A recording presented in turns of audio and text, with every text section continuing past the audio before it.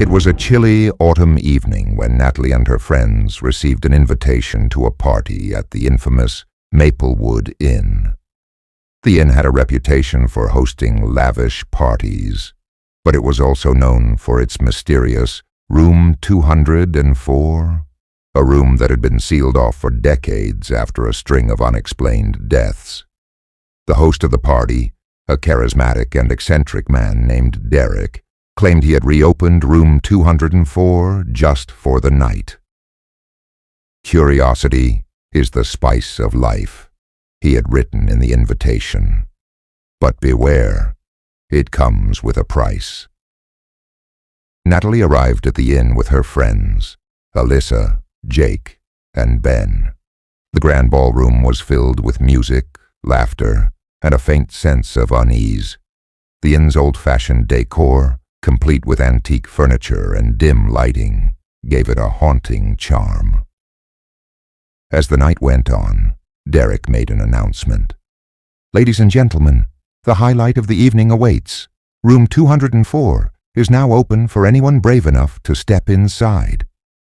The crowd buzzed with excitement and nervous laughter. Jake, ever the daredevil, grabbed Natalie's arm. "Let's check it out. It's probably just a gimmick." Reluctantly, Natalie agreed, and the four of them made their way upstairs. The corridor leading to Room 204 was eerily quiet, the sounds of the party fading with every step. When they reached the door, they found it slightly ajar. Inside, the room was surprisingly ordinary save for one thing, a large, ornate mirror that took up most of one wall. Its golden frame was intricately carved with strange, almost hypnotic patterns. A plaque above the mirror read, "What you see may not be what it seems." "Spooky?" Alyssa joked, snapping a picture of the mirror.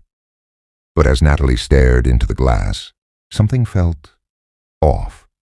The reflection showed all four of them, but their movements lagged, as though the mirror was capturing a delayed version of reality. "Is it broken?" Ben asked, waving his hand.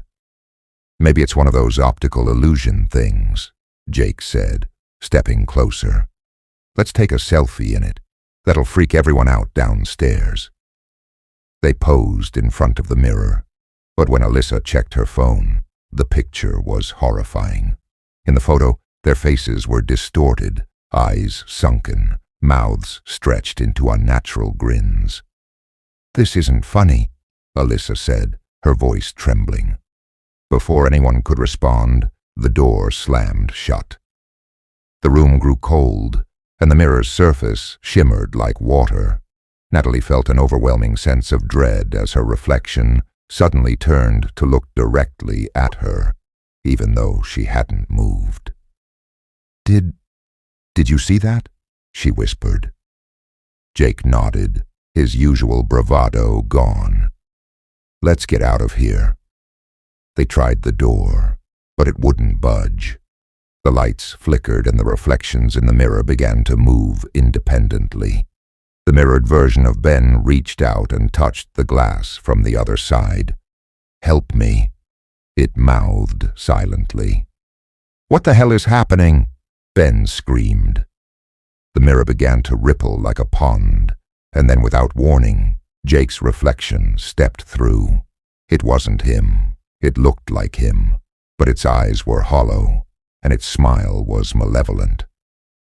"Finally," it said in a voice that sounded like nails on a chalkboard. "The fake."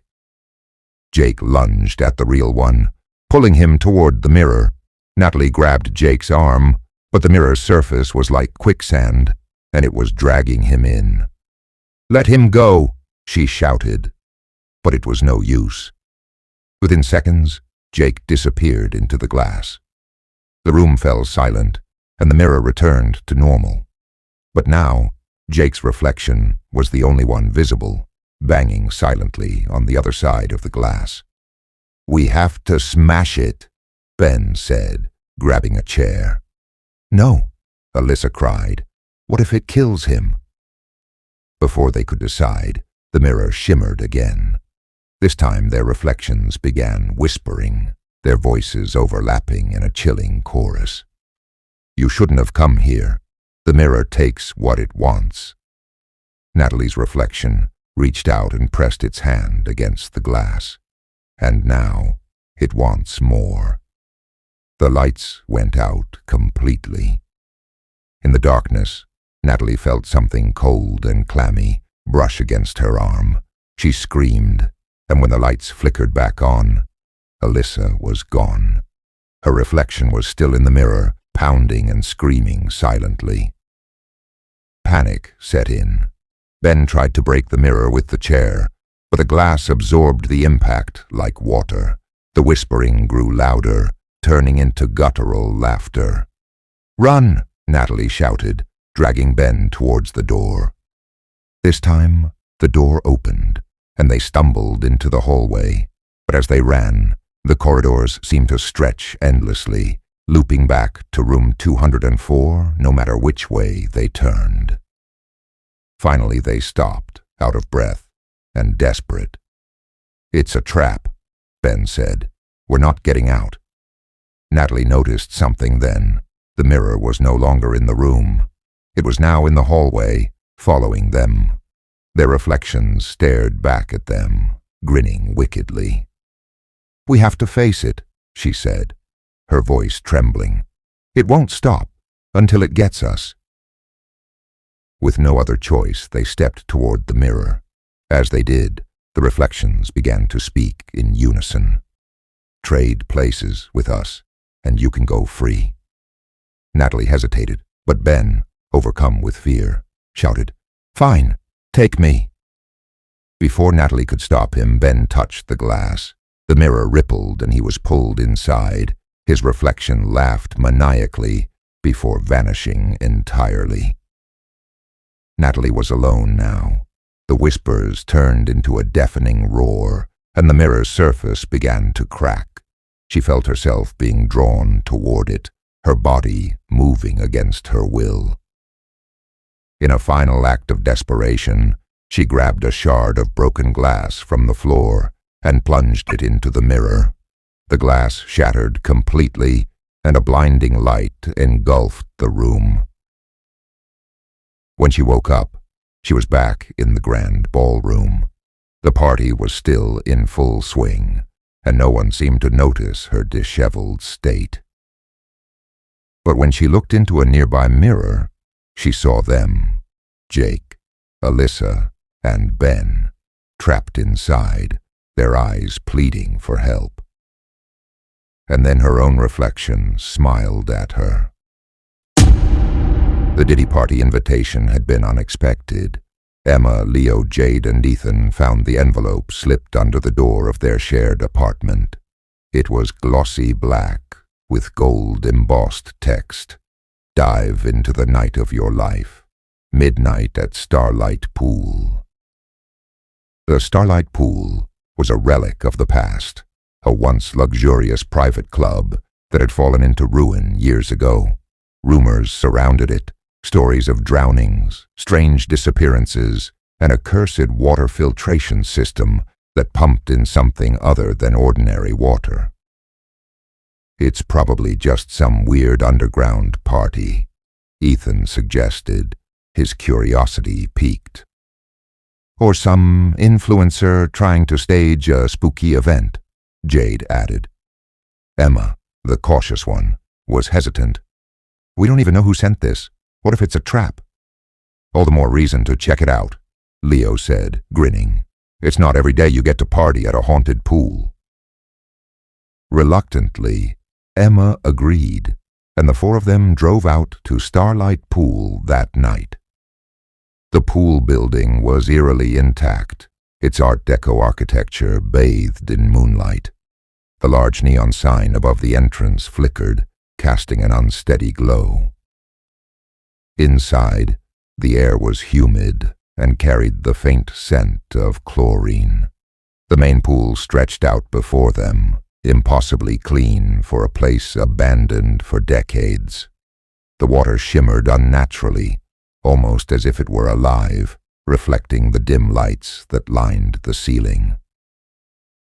There was no sign of a host or other guests, just the quiet, cavernous room and the pool. "This is unsettling," Emma whispered. "Look at the water," Leo said, pointing. "Doesn't it look weird to you?" It did. The surface didn't ripple naturally, even when Ethan tossed a pebble into it. Instead, the water absorbed the disturbance and the pebble disappeared without a sound. "Okay, this is definitely staged," Jade said, trying to mask her unease. On the far wall, they spotted a table with drinks, a small stereo playing soft jazz, and another note. "The water remembers. Dive in and uncover the truth." "No way," Emma said immediately. "I'm not getting in there."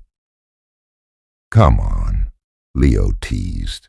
"It's probably just a trick pool. Let's at least see what's so special about it."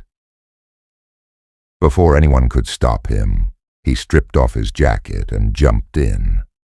At first, nothing happened. The water was cool, but surprisingly pleasant. "See?" Leo called. "It's just a pool. You guys are overthinking this." But as he swam towards the deep end, the lights around the pool dimmed and the water darkened. "Leo?" Ethan called, stepping closer to the edge. Leo stopped and looked back, his face pale. "The bottom's not here," he said, his voice shaking. "What do you mean?" Jade asked. It's just black. There's no floor." Emma's heart raced. "Get out, Leo, now." But as he swam toward the edge, the water seemed to push against him. For every stroke forward, he was pulled back twice as far. "I can't," he shouted, panic rising. "Something's—" Before he could finish, he was yanked under. The water bubbled violently for a moment, then went still. "Leo!" Jade screamed. They all leaned over the edge, searching for any sign of him. The water was pitch black, and their reflections stared back at them, warped and distorted. "Is he gone?" Ethan whispered. Suddenly, the lights flickered back on, and the pool was calm again. Then they saw him. Leo was standing in the shallow end, facing away from them. "Leo!" Jade cried, rushing toward him. "Wait," Emma warned. But it was too late. Jade grabbed his arm and spun him around, only to recoil in horror. His face was blank. No eyes, no mouth, just smooth, pale skin. "Get away from him!" Ethan shouted, pulling Jade back. The thing that looked like Leo tilted its head, as if studying them. Then it stepped out of the water, its movements jerky and unnatural. "Run!" Emma yelled. They bolted toward the exit, but the door slammed shut before they could reach it. The lights flickered wildly, and the sound of rushing water filled the room. When they turned back, the pool was overflowing, the dark water creeping toward them like a living thing. "We have to stop it," Emma shouted, grabbing a nearby chair and hurling it at the pool. The chair sank instantly, the water swallowing it without a trace. "The control room," Ethan said. "There has to be one. Maybe we can drain the pool." They found a metal door labeled maintenance and forced it open. Inside was a small room filled with old pipes, valves, and a control panel. "Drain the pool," Emma said, pointing to a lever marked emergency drain. Ethan pulled it, and they heard the sound of machinery starting up. But instead of draining, the water level in the pool rose even higher, now spilling onto the floor. "It's not working!" Jade cried. On the control panel, a screen flickered to life, showing a grainy video feed of the pool. To their horror, the water was now teeming with shadowy figures, their faces twisted and eyeless, clawing at the surface. One of the figures turned to look directly at the camera. It was Leo, or what was left of him. His mouth moved silently, but the words appeared on the screen. "Join us." The room began to flood, dark water seeping through the walls and pooling around their feet. "This isn't real," Ethan shouted, trying to stay calm. "It can't be real." But the water rose faster, pulling them toward the pool. Emma grabbed a wrench from the floor and began smashing at the control panel, hoping to stop whatever was happening. "Emma!" Jade screamed as the water surged, dragging her under. Ethan tried to grab her, but she disappeared, her scream echoing in the chamber. The water closed in around them, icy and suffocating. Emma fought to stay above the surface, but the pull was too strong. When she opened her eyes, she was back by the pool, lying on the wet tile. The lights were bright again, and the water was calm. "Ethan? Jade?" she called, her voice hoarse. There was no response. She crawled to the edge of the pool and looked in.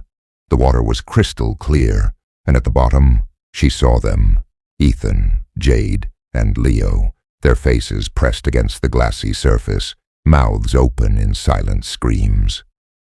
As she stared, the water rippled, and her own reflection appeared, but it wasn't her.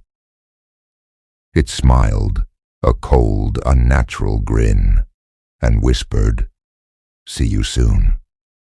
The pool lights flickered, and the reflection was gone. It started as a joke. Mia, Ryan, Zoe, and Dylan had heard countless stories about the old Blackthorn Villa, a decaying, sprawling estate on the outskirts of their small town. The villa had been abandoned for decades, with whispers of strange happenings, screams in the night, flickering lights, and shadows moving in the windows. When they received a cryptic invitation to a Diddy party at the villa, none of them believed it was real.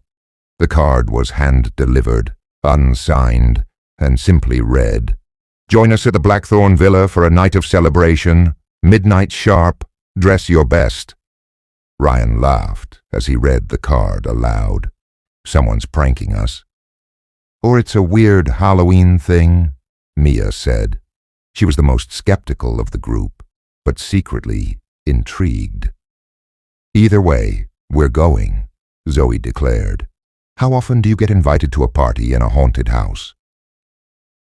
At midnight, they parked their car at the foot of Blackthorn Hill.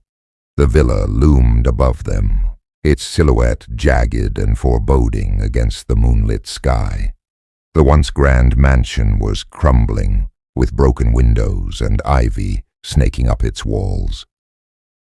As they approached, the massive oak door creaked open, seemingly by itself. The interior was eerily pristine, as if the house had been frozen in time. Chandeliers sparkled, candles flickered, and soft, haunting music drifted through the air. "Okay, this is way too fancy for a prank," Dylan said, his voice tinged with unease. "Or someone really wants to impress us," Zoe added, though her confident tone wavered. In the main hall, they found a table laden with food and drinks, but no sign of a host or other guests. A note was propped against a silver candelabra. "The party begins when you play the game." "What game?" Mia asked, picking up the note. Her question was answered when a small, dust-covered box slid across the floor toward them. It stopped at Ryan's feet. "That wasn't there before," Dylan muttered. Ryan hesitated before picking it up. Inside was a set of old-fashioned playing cards, each with a different symbol: a clock, a mirror, a key, and a flame, among others. The back of each card was emblazoned with a strange sigil that seemed to shimmer in the candlelight. There was also a single piece of paper. "Each of you must draw a card. Follow the symbol to uncover the truth. But beware, some truths are better left hidden." "I'm not doing this," Mia said, backing away. "Come on," Ryan said, trying to sound brave. "It's just a game. Let's humor whoever set this up." Reluctantly, they agreed. Ryan went first, drawing the card with the clock. Almost immediately, the grandfather clock in the corner began to chime, loud and slow, the sound reverberating through the room. "What now?" Zoe asked, her voice shaky. As the final chime echoed, the room grew cold, and the candles flickered. The clock's face twisted and shifted, revealing a message carved into the wood. "Time reveals all." "That's not creepy at all," Dylan said sarcastically, but his nervous laugh gave him away. Zoe was next. She drew the mirror card. Instantly, every reflective surface in the room began to shimmer. A large antique mirror on the far wall rippled like water before clearing to show, not their reflections, but the faces of 4 strangers staring back at them with hollow eyes. "Who are they?" Zoe whispered, stepping closer. The figures in the mirror moved in unison, lifting their hands to point at the 4 friends. Their lips moved, but no sound came out. Then, as quickly as it began, the mirror went dark. "Okay, I hate this game," Mia said. Her turn came next. She drew the key card. A metallic scraping sound echoed through the house, and a hidden door creaked open at the end of the hall. Beyond it was a staircase, spiraling downward into darkness. "No way," Mia said, shaking her head. "We have to follow it," Ryan insisted. "Why? So we can end up like those freaky people in the mirror?" Mia shot back. But something seemed to pull them forward, an unseen force urging them toward the staircase. They descended cautiously, their phones barely lighting the way. The air grew damp and heavy, and the faint sound of whispers surrounded them. At the bottom, they found a stone chamber with a single chair in the center. On it sat a journal, its pages yellowed and brittle. Dylan picked it up and began to read aloud. "We thought we could escape. We thought we could end the game. But the house does not let you leave, not until it's done with you." The whispers grew louder, turning into guttural laughter. Dylan, visibly shaken, pulled his card, the flame. Instantly, the candles in the room flared, casting dancing shadows on the walls. One by one, the shadows peeled away, forming humanoid shapes with glowing, hollow eyes. "Run!" Mia screamed. They bolted back up the stairs, but the house seemed to shift around them. Hallways stretched endlessly, doors led to nowhere, and the shadows were always just behind them. Finally, they found themselves back in the main hall. The mirror now showed their own reflections, but each of them was bound and gagged, their eyes wide with terror. "It's us," Zoe said, horrified. "But it's like we're trapped." As they watched, their reflections began to struggle, banging against the glass. The real Zoe reached out to touch the mirror, and the moment her fingers brushed the surface, the reflections switched places with them. Suddenly, they were inside the mirror, pounding and screaming, while their doubles smirked on the other side. "You wanted to play," their reflections said in unison. "Now it's our turn."